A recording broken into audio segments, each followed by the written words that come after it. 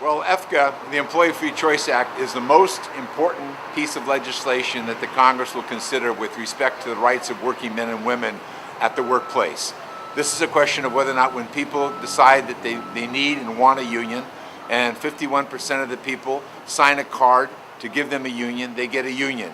They don't get intimidated, they don't get harassed, they don't lose their overtime, they don't get fired, they don't get laid off, they get a union.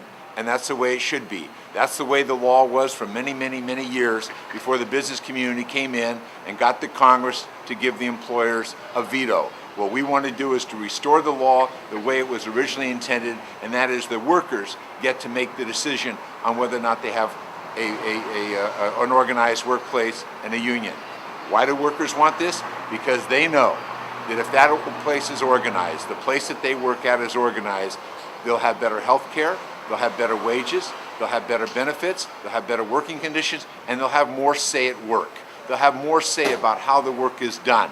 And that makes workers, what we see, makes them more productive, makes them better workers, makes them work as a team, and they participate in making that business a success, and that's the reason they get the higher salary, the better benefits, better retirement, and more say at work.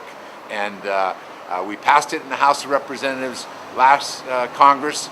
We have not been able to pass it through the Senate, but we hope this election is about bringing us the numbers to the Senate, to the House, and Barack Obama is president, and we can pass the Employee Free Choice Act. It's absolutely a fundamental human rights issue for workers in America, and we need to pass it, and CWA has led the way in this fight, and I thank you so much for everything you're doing.